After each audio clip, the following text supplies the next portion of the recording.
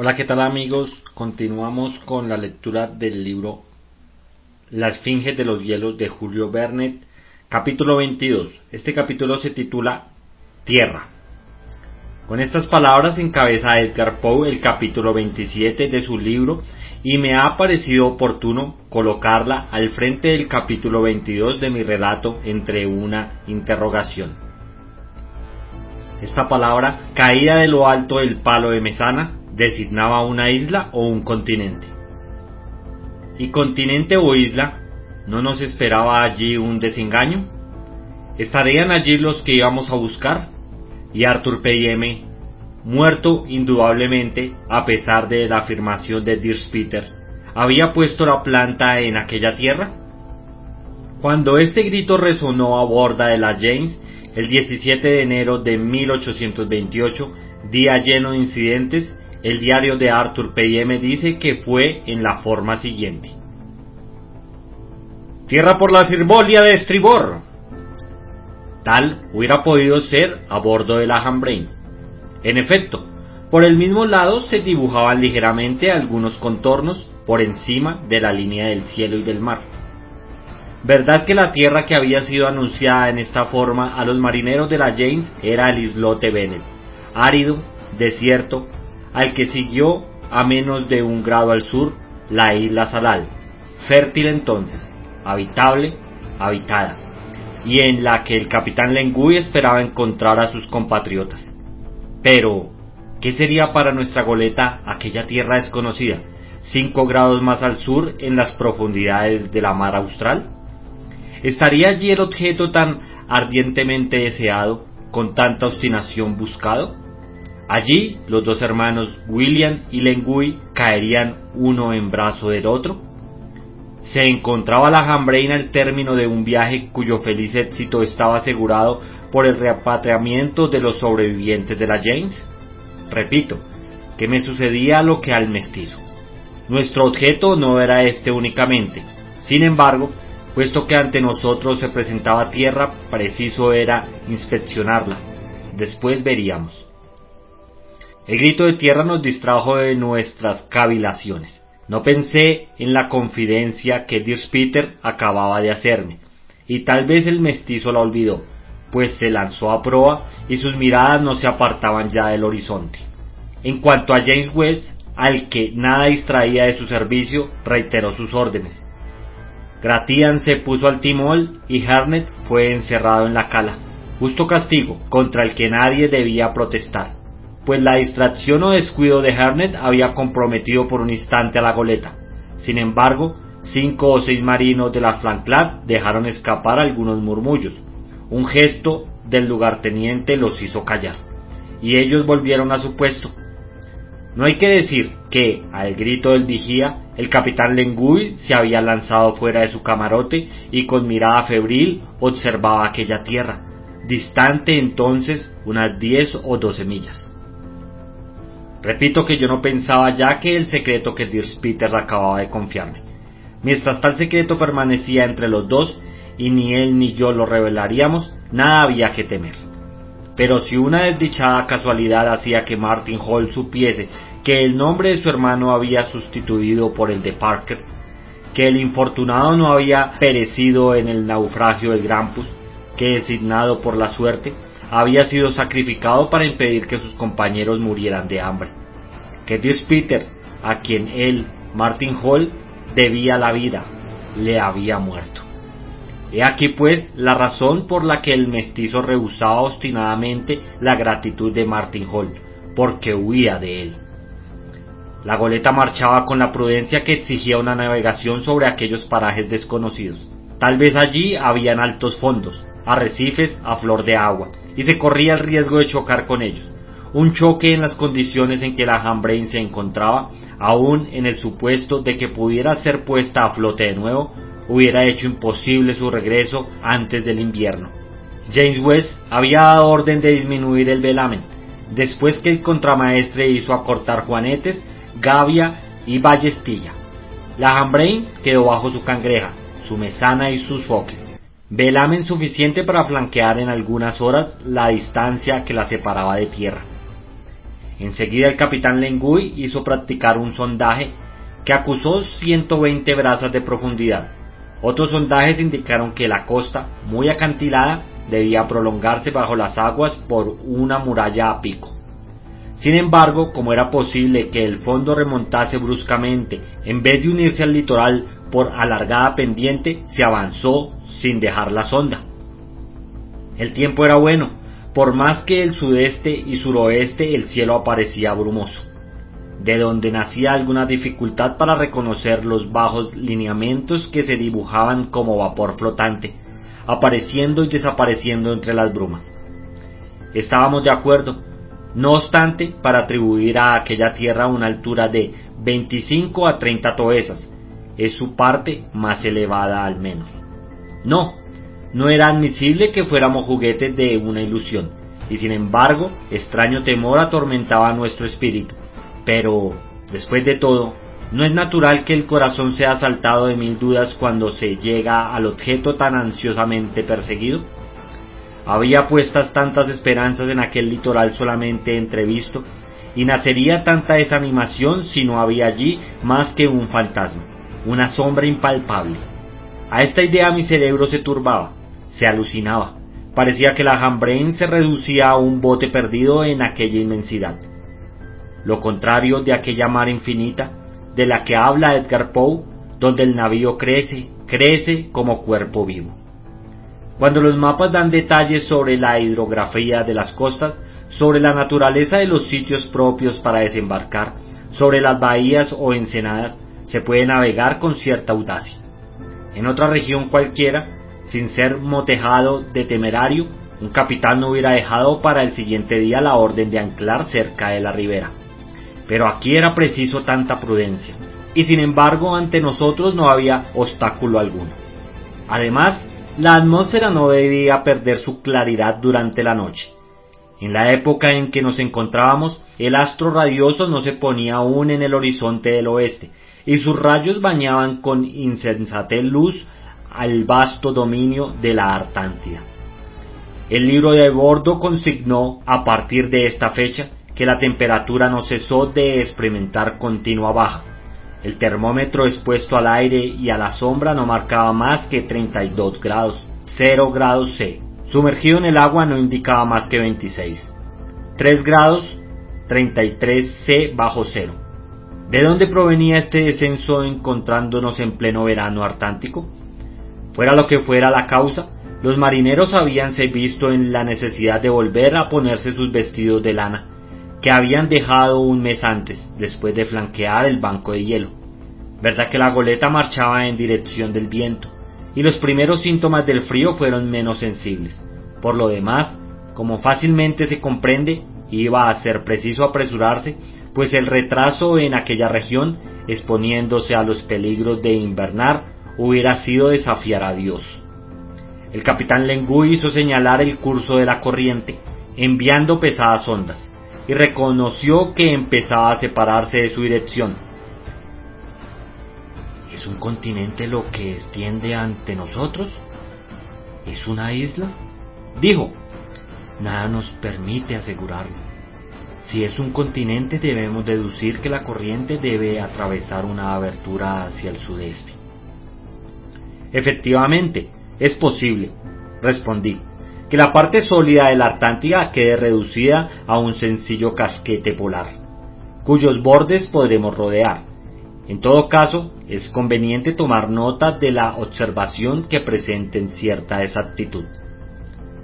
Así lo hago, señor Jorlin, y llevaremos gran cantidad de datos acerca de esta porción de la mar austral, datos que presentarán grandes servicios a los futuros navegantes. Si es que alguno se aventura hasta aquí, capitán, para que lo consiguiéramos nosotros, preciso ha sido que las circunstancias nos favorecieran. La precocidad de la buena estación, una temperatura superior a lo normal, el rápido arrastre de los témpanos, un viento en 40 años se ofrecerán estas circunstancias una vez más. Así, yo doy gracias por ello a la providencia y me vuelve la esperanza, puesto que el tiempo nos ha favorecido de continuo, porque mi hermano ¿Por qué mis compatriotas no han podido encontrar tierra en esta costa a la que los vientos y la corriente les arrastraban? Lo que nuestra goleta ha hecho, su canoa ha podido hacerlo. Ellos no habrán partido sin llevar provisiones para un viaje que podía prolongarse indefinidamente. ¿Por qué no han de haber encontrado allí los recursos que la isla Salal les había ofrecido durante largos años? Ellos poseían municiones y armas, el pescado abunda en estos parajes, la caza acuática también. Sí, mi corazón está lleno de esperanza y deseo que pase el tiempo. Sin participar por completo de la confianza del capitán Lengui, yo me felicitaba de que hubiera vuelto a recobrar sus esperanzas. Tal vez, si sus pesquisas tenían buen resultado, yo conseguiría que fuesen continuadas, en interés de Arthur P.M., hasta el interior de aquella tierra de la que no estábamos muy lejos. La Hambrain avanzaba lentamente por la superficie de aquellas aguas claras, donde pululaban pescados pertenecientes a las más distintas especies. Los pájaros marinos se mostraban en gran número, sin manifestar gran susto, volando en torno de la arboladura o inclinándose sobre las vergas. Varios cordones blancuzcos de una extensión de 5 o 6 pies fueron subidos a bordo. Eran verdaderos rosarios de millones de cuentas formados por la aglomeración de pequeños moluscos de resplandecientes colores. Algunas ballenas, arrojando agua por sus orificios, aparecieron a lo lejos, y yo advertí que todas tomaban la dirección sur. Había, pues, por qué admitir que la mar se extendiese a lo lejos en tal dirección. La goleta avanzó 2 o 3 millas sin procurar aumentar su velocidad. La costa vista por vez primera se desarrollaba del noroeste al suroeste. Ninguna duda sobre este punto. Sin embargo, los anteojos no podían recoger ningún detalle, ni aun después de 3 horas de navegación. La tripulación colocada en la proa miraba sin dejar traslucir sus impresiones. James West, después de haberse izado a las barras del mástil de mesana, donde había permanecido 10 minutos en observación, no había aportado detalle alguno preciso. Colocado a babor y de codos sobre la baranda, yo seguía con la mirada a la línea del cielo y de la mar, cuyo círculo solamente al este se interrumpía.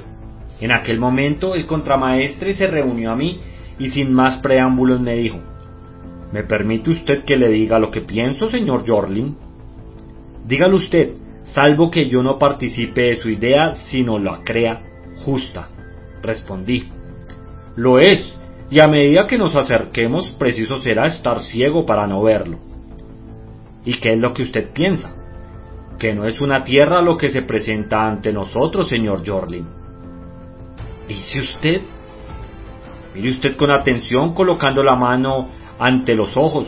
Espere usted por la serviola de estribor. Yo hice lo que Hurlengerlin me pedía. ¿Ve usted?, continuó él, que se me quite el deseo de beber mi vaso de whisky si esas masas no se mueven, no con relación a la goleta, sino con movimiento propio. ¿Y qué deduce usted? Que son icebergs en movimiento. ¿Icebergs? Seguramente, señor Jorlin. ¿El contramaestre estaba en lo cierto? ¿Nos esperaba, pues, un nuevo desengaño? ¿Lo que tomábamos por tierra eran montañas de hielo en derivación? Bien pronto no quedó duda respecto a este punto, y algunos instantes después la tripulación no creía en la existencia de tierra en aquella dirección. 10 minutos después, el vigía anunciaba que varios icebergs descendían del noroeste en dirección oblicua hacia la Hambrain. ¿Qué efecto más deplorable produjo la noticia a bordo? Nuestra última esperanza acababa de desaparecer.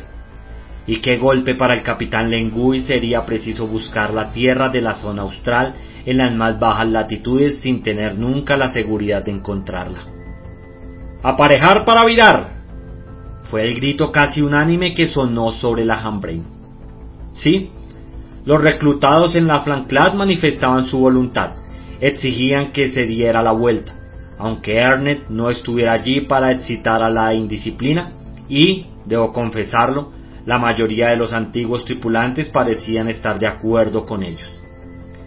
James Webb, sin atreverse a imponer silencio, esperaba las órdenes de su jefe. Gratián, al timón, parecía dispuesto a dar la vuelta a la rueda, mientras que sus camaradas, las manos sobre los tacos, se disponían a alargar las escotas. Dirk Peter, apoyado contra el mástil de mesana, la cabeza baja, el cuerpo encorvado y la boca contraída, permanecía inmóvil y ni una palabra se escapaba de sus labios. De pronto se vuelve hacia mí y me dirige una mirada llena de súplica y de cólera. No sé qué irresistible impulso me llevó a intervenir personalmente en el caso, a protestar una vez más. Un último argumento acababa de presentarse a mi espíritu, argumento cuyo valor no podía ser negado. Tomé, pues, la palabra resuelto a sostener mi idea contra todos, y lo hice con tal acento de convicción que nadie intentó interrumpirme. Y aquí, en sustancia, lo que dije. No debemos abandonar toda esperanza. La Tierra no debe estar lejos. No tenemos delante uno de esos bancos de hielo que no se forman más que en pleno océano por la acumulación de témpanos. Son icebergs, y estos han debido necesariamente separarse de una base sólida, de un continente o una isla. En esta época en que el deshielo comienza, la deriva les ha arrastrado hace poco tiempo. Tras ellos debemos encontrar la costa en que se ha formado. 24 horas, 48 a lo más. Y si la Tierra no aparece, el capitán Lengui dará orden de que se ponga el cabo al norte. ¿Había yo convencido a la tripulación? ¿O debía intentarlo con el ofrecimiento de una doble prima, aprovechando las circunstancias de no estar Herne entre sus camaradas y de no poder excitarles repintiéndoles que se pretendía arrastrar a la goleta a su perdición? El contramaestre vino a mi ayuda y con alegre tono dijo: «Muy bien razonado, y por lo que a mí se refiere, me rindo a la opinión del señor Jorlin. Seguramente la Tierra está cerca, buscándola más allá de estos icebergs. La descubriremos sin fatiga ni grandes peligros. ¿Qué es un grado al sur? Cuando se trata de meter algunos centenares más de dólares en los bolsillos. Y no olvidemos que si son agradables cuando entran, no lo son menos cuando salen». El cocinero Edington asintió a las palabras del contramaestre. «Sí, muy buenos los dólares», exclamó, mostrando 2 hileras de dientes de alumbradura blancura. ¿Iba la tripulación a rendirse a los argumentos de Hurlengerdlid? ¿O procuraría resistir si la Hambrain se lanzaba en dirección hacia los icebergs? El capitán Lengui tomó de nuevo su anteojo y le dirigió sobre las masas movientes, observándolas con extrema atención, y después gritó con voz fuerte: «¡Cabo al suroeste!». James West dio la orden de ejecutar la maniobra. Los marineros dudaron un instante, después obedecieron y se pusieron a bracear ligeramente las vergas, a atiezar las escotas, y la goleta recobró su velocidad. Terminada la operación, me acerqué a Hurlengerdlid y, llevándole aparte, le dije: «Gracias, contramaestre».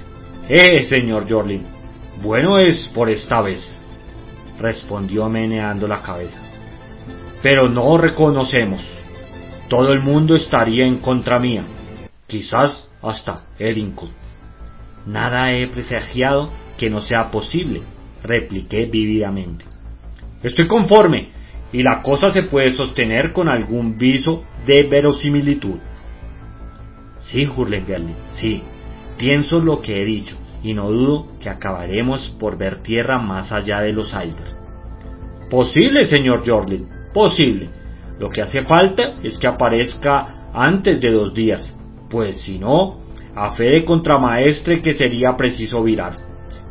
Durante las 24 horas siguientes se caminó hacia el suroeste. Verdad es que la dirección de la Hambrain tuvo que ser modificada varias veces y reducida su velocidad en medio de los témpanos. La navegación se hizo muy difícil desde que la goleta se lanzó a través de los icebergs, que tenía que cortar oblicuamente. Por lo demás, no había ninguno de esos packs, de esos drift, que bordeaban el banco de hielo en el paralelo 70. nada del desorden que presentaban los parajes del círculo polar, combatidos por las tempestades artánticas. Las enormes masas derivaban con majestuosa lentitud. Los bloques parecían nuevos, para emplear la frase propia, y tal vez su formación databa de pocos días. Sin embargo, con una altura de 100 a 150 pies, su volumen debía cifrarse en millones de toneladas. James West vigilaba para evitar los choques y no abandonaba ni un instante el puente. Inútilmente, por entre los pasos que los icebergs dejaban entre ellos, procuró distinguir indicios de una tierra cuya orientación hubiese obligado a nuestra goleta a ir más directamente hacia el sur. Nada distinguía. Por lo demás, y hasta entonces, el capitán Lengui había podido tener siempre por ciertas las indicaciones del compás. El polo magnético, alejado ahora varios centenares de millas, puesto que su longitud es oriental, no tenía influencia sobre la brújula. La aguja, en vez de esas variaciones de 6 a 7 bruns que la agitan en la vecindad del polo, conservaba su estabilidad y podía uno fiarse de ella. Así pues, a despecho de mi convicción, que no obstante se fundaba en argumentos serios, no había allí señales de tierra, y yo me preguntaba si no sería mejor poner el cabo más al oeste y alejar a la Hambrain del punto extremo donde se cruzaron los meridianos del globo. De forma que, a medida que transcurrieron aquellas 48 horas que me habían sido concedidas, los ánimos desfallecían poco a poco y retoñaba la rebeldía. Día y medio más y no me sería posible combatir el general desfallecimiento. La goleta volvería definitivamente hacia el norte. La tripulación maniobraba en silencio cuando James West, con voz breve, daba la orden de evolucionar a través de los pasos.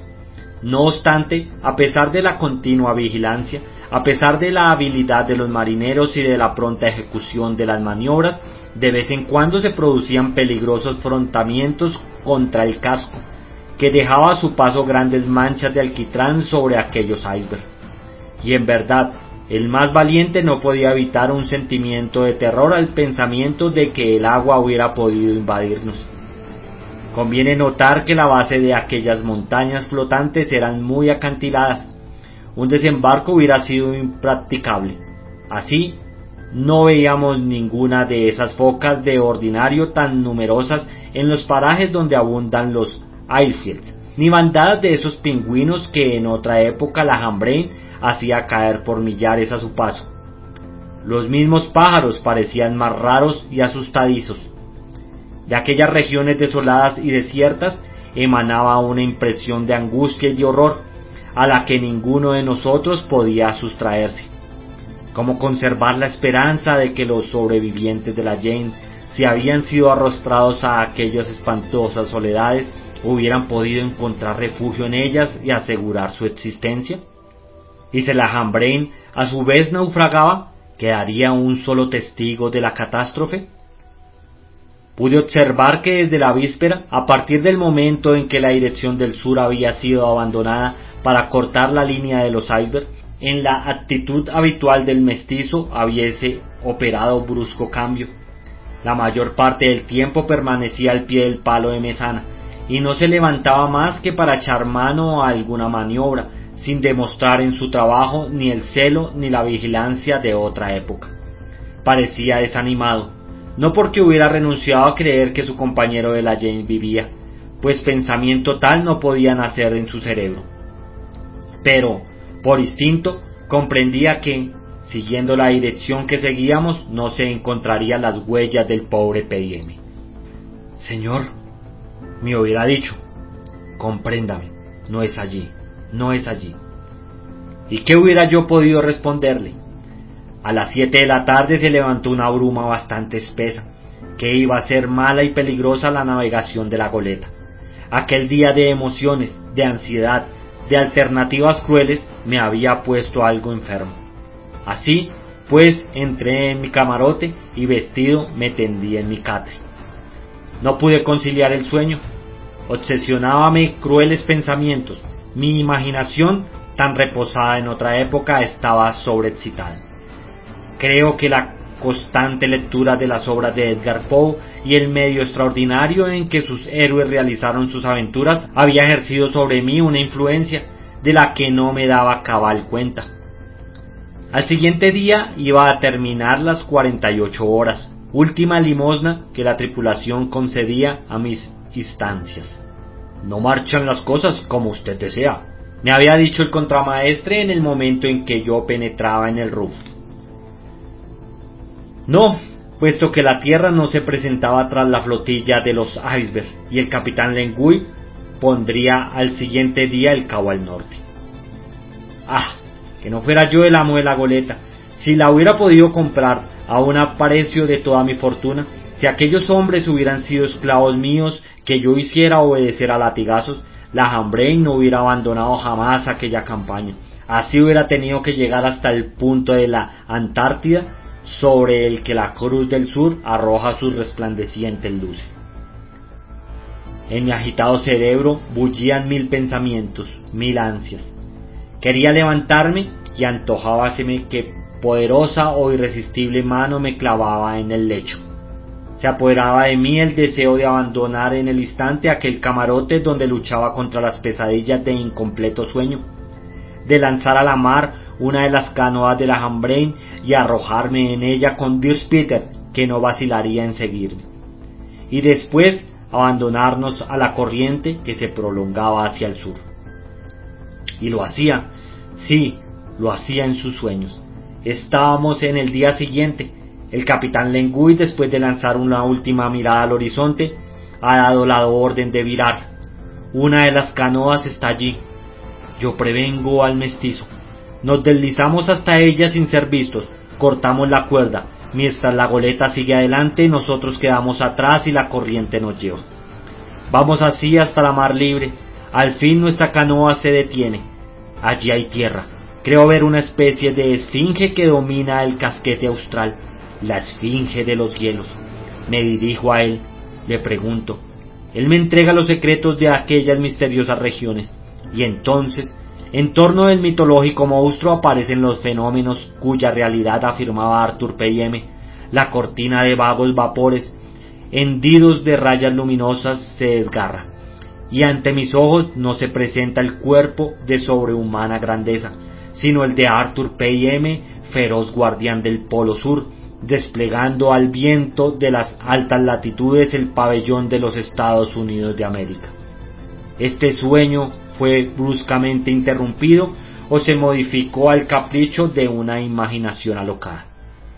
No lo sé, pero tuve el sentimiento de que acababa de ser repentinamente despertado. Parecíame que se efectuaba un cambio en el balanceo de la goleta, que suavemente inclinada sobre estribor se deslizaba por la superficie de aquella mar tan tranquila, y sin embargo aquello no era el vaivén propio del barco. Sí, positivamente yo me sentí levantado como si mi lecho fuera la barquilla de un aerostato, como si los efectos del peso se hubieran extinguido en mí. No me engañaba, había pasado del sueño a la realidad. Varios golpes, cuya naturaleza no comprendí aún, resonaron sobre mi cabeza. En el interior del camarote las paredes desviaban de la vertical hasta el punto de hacer sospechar que la Hambrain se volvía sobre su costado. Casi enseguida fui arrojado de mi lecho, y poco faltó para que el ángulo de la mesa me golpeara en el cráneo. Me levanté al fin y conseguí asomarme al montante de la puerta que se dio bajo mis pies. En este instante oí un ruido de desgarramiento en el flanco de vapor. Era que se había producido un choque entre la goleta y alguno de aquellos colosales masas flotantes que James Webb no había podido evitar en medio de las brumas. De repente, violentas vociferaciones estallaron en la popa, después gritos de espanto, a lo que se mezclaban las voces alocadas de la tripulación. En fin, se produjo un último choque y la goleta quedó inmóvil. Fin del cuaderno segundo. Bueno amigos, hasta aquí llegó este capítulo y esta parte del libro La Esfinge de los Hielos. En nuestro próximo audio continuaremos con el cuaderno tercero, dándole inicio al capítulo 23. Gracias y hasta la próxima.